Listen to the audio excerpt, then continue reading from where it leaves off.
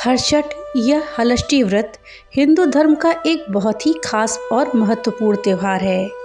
इस दिन माताएं अपने संतान की लंबी उम्र, अच्छी सेहत और सुख समृद्धि के लिए बिना कुछ खाए पिए व्रत रखती हैं। दोस्तों, इस व्रत को हलष्टी व्रत, ललही छठ या रांधड़ छठ के नाम से भी जानते हैं। ये व्रत जन्माष्टमी के 2 दिन पहले आता है। दोस्तों, आखिर ये हर्षठ या हलष्टी व्रत है क्या, और ये हलष्टी माता कौन है, इनकी पूजा क्यों करी जाती है, साथ ही इस व्रत के क्या नियम है, आज इस वीडियो में हम इसी विषय में जानेंगे। इस जानकारी के लिए वीडियो में हमारे साथ अंत तक बने रहिएगा, जिससे कि आपको सही और सटीक जानकारी प्राप्त हो पाए। नमस्कार दोस्तों, राधे राधे। आपके हमारे चैनल ज्ञान शास्त्र में आप सभी का स्वागत है। दोस्तों, हलष्टी व्रत महिलाओं के द्वारा परिवार की सुख समृद्धि और संतान की दीर्घायु के लिए रखा जाता है। इसे देश के अलग अलग हिस्सों में अलग अलग नाम से जानते हैं। ये मूल रूप से हलष्टी माता का व्रत है। बलराम जी के जन्मोत्सव के उपलक्ष्य में ये मनाया जाता है। बलराम का प्रधान शस्त्र हल है, इसी से ये हलधर कहलाते हैं। और ये व्रत हलष्टी या हर्षठ कहलाता है। हल किसानों का भी प्रमुख औजार है, जिनसे वो खेती का काम करते हैं, इसलिए ये त्यौहार किसानों का भी है। इस दिन किसान अपने हल का पूजा करते हैं। इस व्रत को विशेष करके नई विवाहित स्त्रियां पुत्र की कामना से और विवाहित स्त्रियां पहली संतान की प्राप्ति पर पुत्र की प्राप्ति से और संतान की दीर्घायु की कामना से ये व्रत करती हैं। ये व्रत माता और संतान के बीच के अटूट प्रेम को दर्शाता है। माना जाता है कि इस व्रत के प्रभाव से संतान को हर संकट से मुक्ति मिलती है और वो एक लंबी और सुखी जीवन जीती है। ये व्रत हमें प्रकृति और कृषि के प्रति सम्मान भी सिखाता है, क्योंकि इसमें हल से जुते हुए खेत का अन्न नहीं खाया जाता। बलराम जी का संबंध हल से है और कृष्ण जी का संबंध गौ से, इसलिए इस विशेष दिन पर इन दोनों ही चीज़ों से कोई काम नहीं लिया जाता और इन दोनों की ही पूजा करी जाती है। इस कारण से हल से जुती हुई जगहों का कोई भी अन्न और गाय के दूध का दही, घी का उपयोग नहीं किया जाता है। इस व्रत में भाद्रपद मास के कृष्ण पक्ष का 6वां दिन अर्थात षष्ठी तिथि को हलष्टी का व्रत किया जाता है। यह पर्व भगवान श्री कृष्ण के बड़े भ्राता बलराम जी के जन्मोत्सव के रूप में मनाते हैं। इसी दिन बलराम जी का जन्म हुआ था। ये व्रत संतान की प्राप्ति, संतान की लंबी आयु के लिए और संतान की सुख समृद्धि के लिए माताओं के द्वारा रखा जाता है। हलष्टी व्रत करने से संतान सुरक्षित रहती है। हलष्टी व्रत के दिन शिव परिवार अर्थात शिव जी, माता पार्वती, सिद्धि, बुद्धि सहित गणेश जी, स्वामी कार्तिकेय, इनके अलावा भगवान श्री कृष्ण और बलराम जी और इनके साथ में हलष्टी माता की विशेष रूप से पूजा करी जाती है। दोस्तों, प्रश्न उठता है कि हलष्टी देवी कौन है, ये किसकी पुत्री और किसकी पत्नी है? तो चलिए दोस्तों जानते हैं। हलष्टी देवी प्रकृति के 6ठे अंश से उत्पन्न होने के कारण ही इन्हें षष्ठी कहते हैं। बच्चों की अधिष्ठात्री होने से बालदा तथा विष्णु की माया होने के कारण ये विष्णु माया भी कही जाती हैं। यह ब्रह्मा की मानस कन्या है और मात्र कन्याओं में से इन्हें देवसेना के नाम से भी जानते हैं। भगवान स्कंद की प्राण प्रिया पत्नी होने के कारण ये स्कंद प्रिया कहलाती हैं। ये देवी बच्चों को आयु देने वाली, बच्चों की रक्षिका, पोषिका हैं। योग बल के प्रभाव से ये सदैव बच्चों के साथ रहती हैं, बच्चों के पास रहती हैं। इस देवी के संदर्भ में एक पुरातन कथा आती है। मनु के पुत्र प्रियव्रत हुए हैं। वे योगी होने के कारण विवाह नहीं करना चाहते थे, किंतु ब्रह्मा जी की आज्ञा से उन्होंने मालिका नाम की कन्या से विवाह किया, परंतु बहुत समय बीतने पर भी उनको कोई संतान नहीं हुई। तब राजा प्रियव्रत ने कश्यप ऋषि को बुलवाकर पुत्रेष्टि यज्ञ कराया। यज्ञ अग्नि से एक चरु प्रकट हुआ, जिसे राजा ने अपनी रानी मालिका को दिया। उस चरु के खीर भक्षण रानी गर्भवती हुई, किंतु 12 वर्ष बीत जाने पर भी उनको कोई संतान नहीं हुई। 12 वर्ष के बाद रानी ने एक दिव्य स्वर्ण कांति युक्त पुत्र को जन्म दिया, परंतु सर्वांग सुंदर होने पर भी वो बालक जीवित नहीं था। इस पर राजा रानी दुखी हो गए। राजा ने उस मरे हुए पुत्र को हृदय लगाकर शमशान की ओर चल दिए। शमशान पहुंचकर राजा पुत्र शोक से दुखी होकर के रोने और स्वयं के प्राण देने को तत्पर हो गए। उनका सारा ज्ञान जाता रहा। तभी सहसा उन्हें एक दिव्य विमान दिखाई दिया जो कि श्रेष्ठ मणियों से निर्मित था। उस विमान में एक सुंदर, मनोहर, प्रसन्न वदन, श्वेत चंपा जैसी वर्ण वाली नवयौवना विराजमान थी। उसे देखते ही राजा सब कुछ भूलकर अपने मरे बालक को पृथ्वी पर रखकर उनके पास गए और पूछने लगे कि हे देवी, आप कौन हैं, किसकी पुत्री हैं और किसकी पत्नी हैं।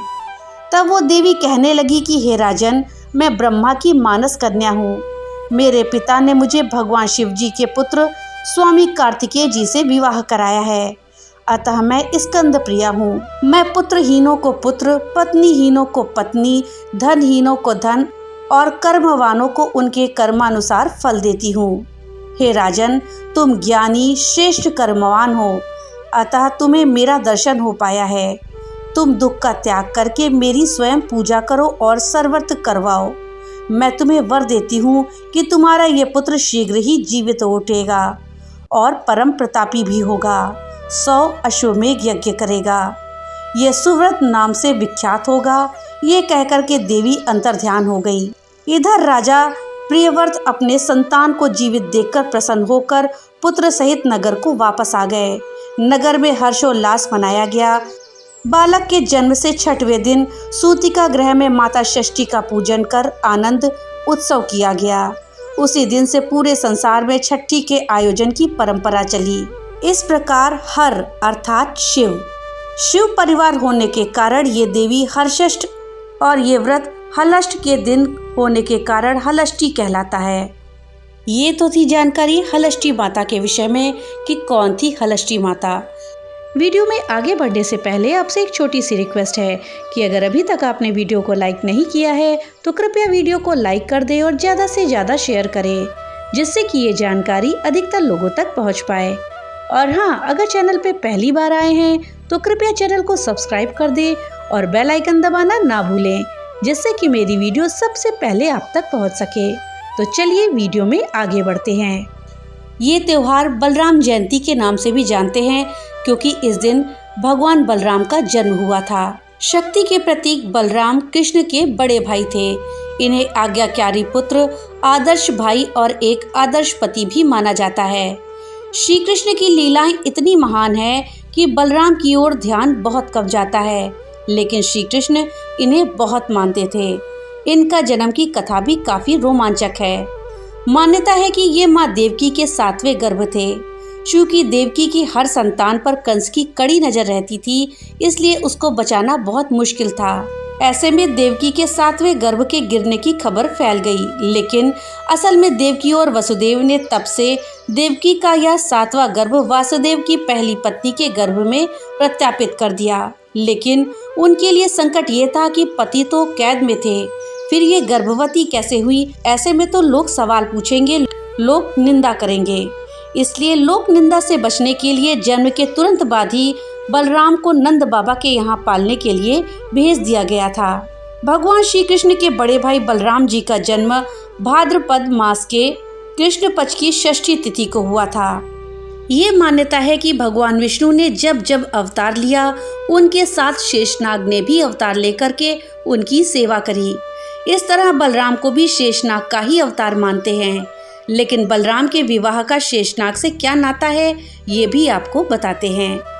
दरअसल गर्ग संहिता के अनुसार इनकी पत्नी रेवती की एक कहानी मिलती है, जिसके अनुसार पूर्व जन्म में रेवती पृथ्वी के राजा मनु की पुत्री थी, जिनका नाम था ज्योतिष्मती।